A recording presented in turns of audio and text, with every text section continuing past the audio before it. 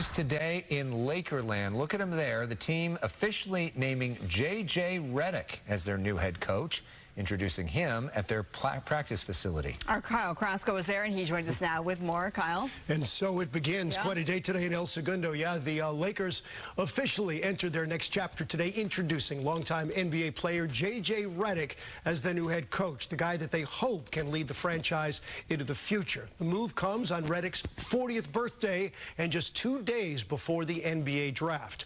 Redick starred collegiately at Duke before 15 years in the NBA. He then spent time as an analyst with ESPN and co-hosted a podcast with LeBron James, who Lakers general manager Rob Pelinka emphasized was not involved in this hiring process. Yet, despite Redick's 2 decades of playing the game, he notably lacks any NBA or college coaching experience. But Redick is confident that his time around the game will make up for that. And he knows that this Laker job will always have championship-level expectations. I know what the expectations are.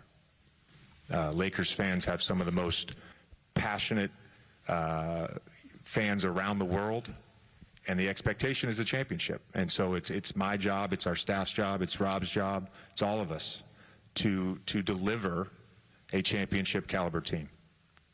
That's what I signed up for.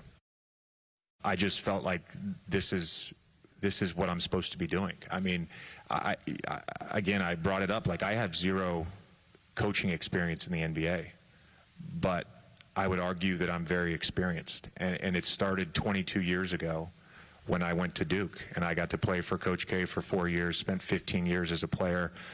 Honestly, the last 3 years have been invaluable in preparing me for this moment. All of that has helped prepare me to be an NBA head coach. You heard him talk about the championship expectations, and I specifically asked him, are those attainable in the short term here?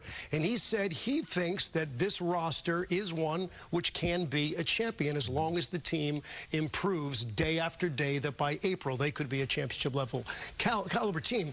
If you believe that or not, that's another question. It would be something if he said no. Of course. Now, obviously, he's been a great broadcaster and podcaster. Not surprising that he was pretty good at doing this today. Yeah. What about the podcasting career? That's gone. Yeah, he says totally that. Gone. Of course, yeah. The podcast is now over. Understandably so. You can't have a podcast as an NBA head coach with one of your players. Well, that's true. He also made levity of the fact that he hasn't coached before. Yeah. He made that moment a light one, which I enjoyed, when he said, maybe you've heard I have no NBA experience, but coaching-wise. But he also said that Doc Rivers was one of the first who said, you're going to be a coach one day. Yeah, and you know what? I don't think anyone can argue with his basketball IQ. We've heard that mentioned quite a bit. He's an analytical guy. He says, I'm going to use math, okay? So he's a smart guy, understands the game. I think the big question is all of that stuff in your brain that you've analyzed and you've figured out is going to create a championship level team. Can you teach that to a young generation, young players, and can you turn that team into a champion? And that's the big question mark. We don't know what kind of a coach, what kind of a teacher he will be. And we don't know exactly what the roster's going to look like next year either. That's a big question, and part of that will be answered on Wednesday with the draft. All right.